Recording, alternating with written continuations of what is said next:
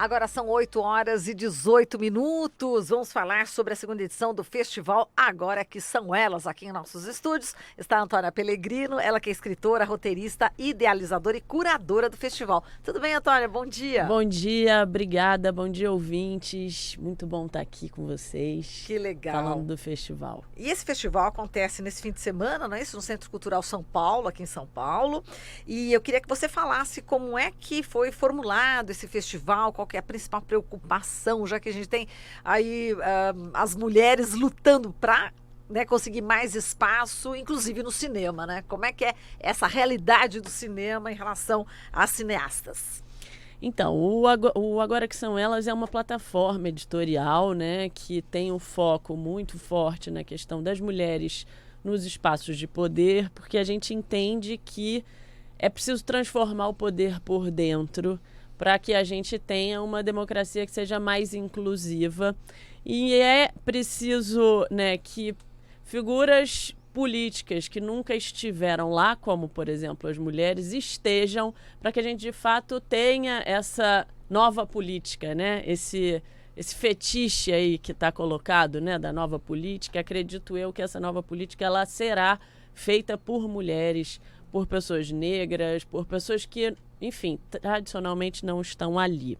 Então a gente precisa de uma outra governança, né? No limite é disso que a gente está falando, no limite é disso que hoje a greve climática também está dizendo. Então o festival muito em sintonia e sinergia com o que acontece hoje, porque quando a gente fala de poder é disso que a gente não está falando de mais cargo ou de promoção, né? Não é um feminismo liberal que pensa no indivíduo e sim que pensa na sociedade como um todo. Muito bem, a gente tem dados aqui, né, dos filmes lançados nas salas de cinema brasileiras, 79% são dirigidos por homens, né?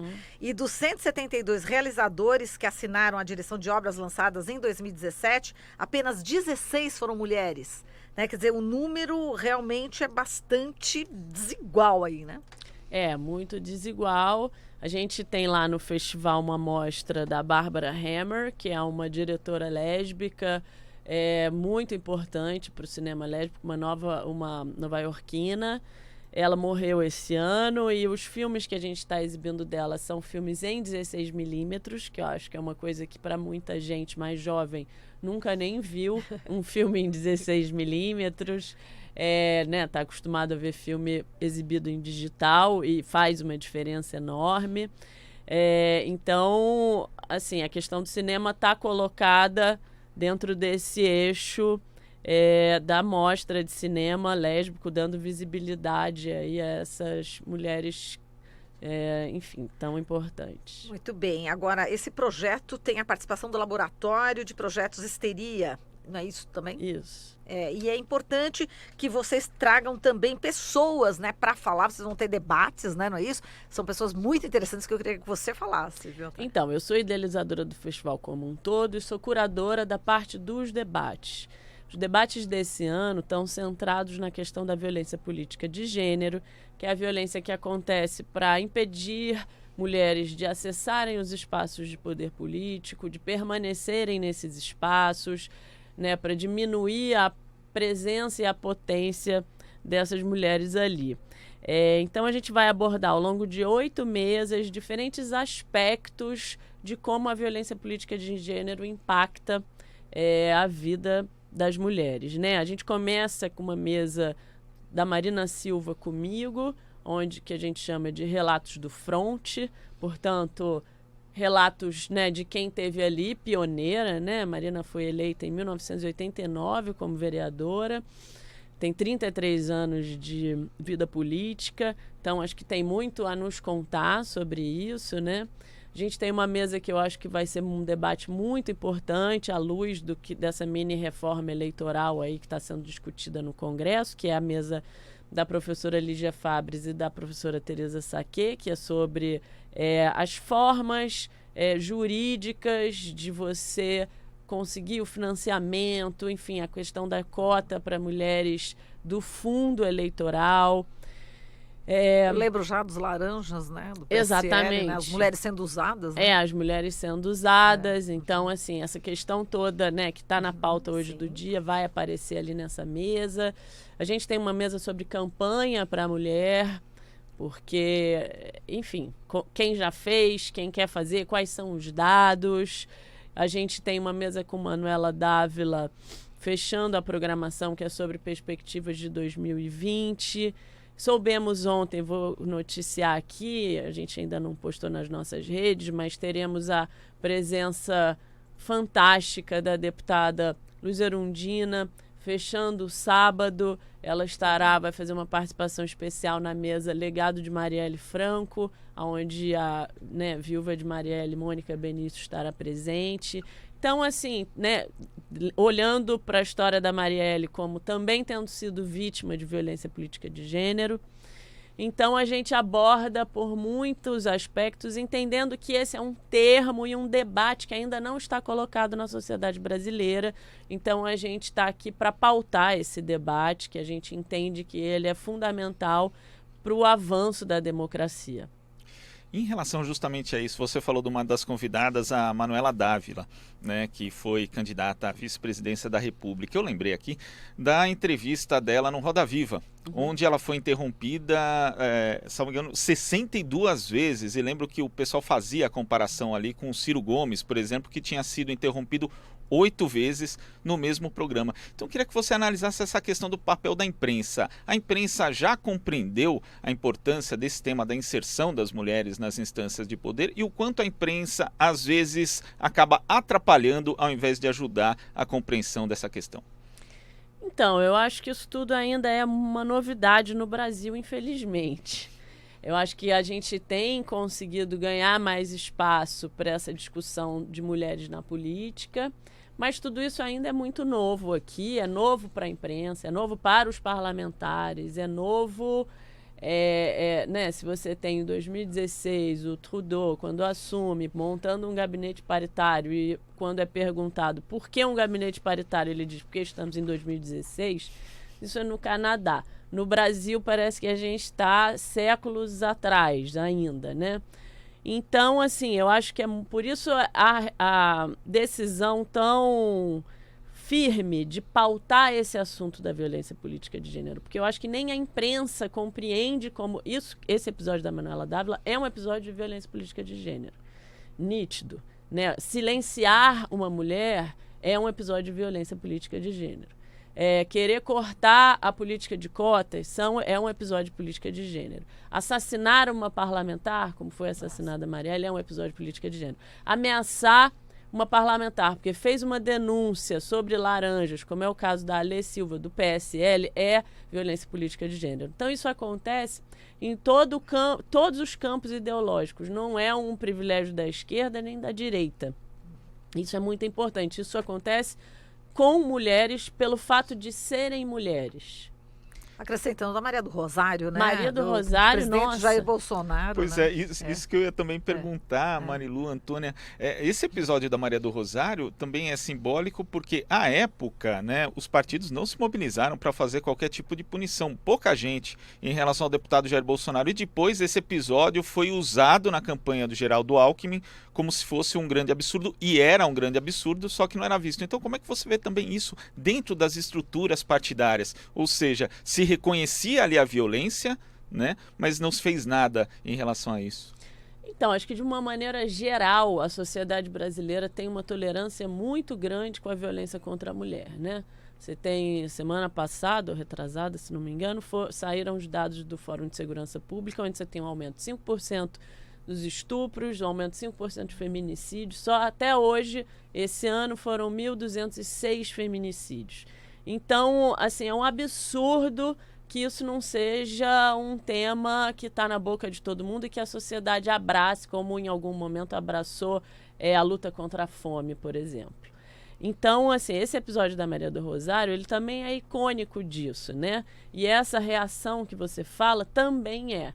Né? Eu costumo dizer, assim, comparando essa história da violência política de gênero com a questão do assédio, né? Até 2013, mais ou menos, ninguém falava sobre assédio. Essa era uma palavra que não estava no léxico de violências, né? A gente pensava violência contra a mulher, você pensava estupro, você pensava feminicídio, nem feminicídio, a palavra também não estava colocada, mas você pensava, né, a mulher que apanhou em casa, a mulher que foi morta, que foi estuprada. O assédio não era lido como violência. Então, mulheres eram vítimas de assédio, não se sentiam vítimas de violência. Homens faziam assédio. Se sentiam mal, né? A gente se sentia mal, mas não entendia aguenta. que aquilo era violência. Isso, aquilo você tinha que sorrir amarelo e sair de lado. É isso mesmo. Então, assim, o movimento feminista, ele pautou essa questão do assédio. Hoje em dia, né, assédio é tipificado por lei. Hoje em dia, você tem movimentos como Me Too, movimentos como Meu Primeiro Assédio, que aconteceram e reprogramaram a sociedade para se posicionar diante desse tipo de fato. A violência política de gênero é a mesma coisa. É o que a gente pretende que aconteça, entendeu? Para que no futuro nunca mais a Maria do Rosário passe por isso. Evidente que ela sabia o que ela estava vivendo, mas se as pessoas ao redor não reconheciam como tal, como violência política de gênero, isso tem uma força menor, né? Então, anos depois, vai lá o PSDB e olha para esse episódio, que na época eles não ligaram, ninguém fez nada, e isso vira peça de campanha. Mas, então, assim, a gente tem que lutar para que o ambiente para essas mulheres não seja uma guerra, né? Que elas sejam eleitas e não se sintam indo para o Iraque, né? Que elas se sintam indo trabalhar. Exato, né? Muito bem. Agora, você logo no início da tua fala, você falou que tem tudo a ver nessa mobilização das mulheres também em relação à greve global pelo clima. E é simbólico, né? Porque a Greta, enfim, Thunberg, né? Thunberg é de 16 anos, uma menina, né? Uma garota, está nos Estados Unidos, ela está liderando esse movimento, ela começou com a greve na escola dela, né? E ela está no Congresso lá dos Estados Unidos, enfim, está nos Estados Unidos falando, quero que vocês se unam à ciência. Quer dizer, uma menina falando, enfim, que é preciso ouvir a ciência, a academia, né, os cientistas, pesquisadores, né, ela dando esse grito. Eu queria que você falasse desse simbolismo. Então, de novo, assim, voltando ao que eu falei, a Greta é a nova política. Entendeu? Esses estudantes, essas meninas que saem da escola e ficam sentadas na porta da escola falando eu não vou ter aula porque o meu futuro está comprometido, isso é a nova política, não é essa coisa hedionda que tem aí no governo e que se coloca como nova política, mas na verdade é o esgoto da política, né? Então, é muito inspirador. Porque você começar um movimento na porta da sua escola, e isso 2 anos depois está dentro do Congresso americano, apesar de todas as resistências que existem, né, ao crédito de que de fato existe uma mudança climática, né? E isso a gente sabe que é fruto de lobby de grandes empresas de petróleo, tem muita gente ganhando com isso, né? Então, assim, eu acredito muito nesse movimento. Eu fiz o meu mestrado sobre esse assunto da questão da mudança climática. Sou muito envolvida nesse tema. Fala um pouquinho do teu mestrado. Então, meu mestrado foi sobre as narrativas a respeito do fim do mundo, né? Porque o que a gente está vivendo é um fim do mundo. É um fim do mundo lido como... esse mundo onde homens criaram essa estrutura, que é uma estrutura capitalista, né? Que é uma estrutura onde o homem está no topo da pirâmide do poder. E, na verdade, o que se coloca com a mudança climática e com o fim desse mundo tão marcado por essa lógica masculinista, né? Na minha visão, se coloca a possibilidade de você ter um mundo onde você tenha seres com valores mais igualitários. E aí eu estou falando de homens, de mulheres, mas eu estou falando de plantas, eu estou falando da natureza também. Porque eu não acredito que no século XXI, à luz da crise que a gente está vivendo, né, a crise climática, a gente possa pensar apenas no direito humano de ter acesso à água. Embora no Brasil a gente tenha tanta gente que ainda nem tem esse direito garantido, mas eu acho que a gente também tem que pensar no direito da água, né? No direito dos rios, no direito das florestas, né? A floresta amazônica tem direito de existir por si mesmo. Animais, isso já é reconhecido em constituições de países como a Bolívia, por exemplo, e né, tem rios na Ásia que já tem seu próprio direito de existir como tal. Então, isso que a gente chama de cosmopolítica, né? Esse é um debate bem avançado, feito no campo da ecosofia, que é um campo onde tem no Brasil um representante muito importante, que é o Eduardo Veiros de Castro, antropólogo. Na França tem o Bruno Latour, tem a Donna Haraway. Então tem muitas pessoas, mas é um debate muito de ponta, que o Brasil hoje, à luz dele, está na idade da pedra, né? Sim, com certeza. Então, hoje é justamente o dia para o povo, enfim, para as pessoas, de um modo geral, saírem para as ruas, né? É importante dar essa visibilidade, né? E o meio ambiente, que a gente costuma dizer, né? A gente fala de pautas, né? De esquerda, de pautas, enfim, de direitos dos trabalhadores, mas meio ambiente é um fura-bolha? Ah, com certeza, meio ambiente é um fura-bolha total. E assim, que trabalhadores a gente está pensando para o século XXI, né? Essa lógica também capitalista tradicional, ela está colocada em questão quando você tem, né, esse avanço da tecnologia e, de alguma maneira, o avanço da tecnologia vai levar a gente ao ponto, né, que o Marx falou de você ter o fim do trabalho. E ali, de alguma maneira, você não deixa de ter o fim da luta de classes, porque isso vai persistir, mas o fim do trabalho. Aí você tem, né, mais tempo livre para todo mundo. Como é que a gente vai repartir toda essa riqueza que foi gerada para que você tenha um mundo mais igualitário para todo mundo, né? Antônia, a gente tem a participação aqui da Eliana no YouTube e ela diz, fazendo referência ao episódio da Manuela Dávila, ela diz que ela foi interrompida não só por ser mulher, mas também por ser mulher e ser de esquerda. E você falou dessa questão do feminismo liberal também. Existem formas distintas de inserção da mulher na política. Então eu queria que você avaliasse isso e como que você vê a participação, principalmente parlamentar hoje, das mulheres no Congresso Nacional. Partido Comunista. Eu acho que as mulheres estão fazendo, né, a bancada das mulheres aumentou em 50%. Isso não é à toa. Isso aconteceu em 2018. Por quê?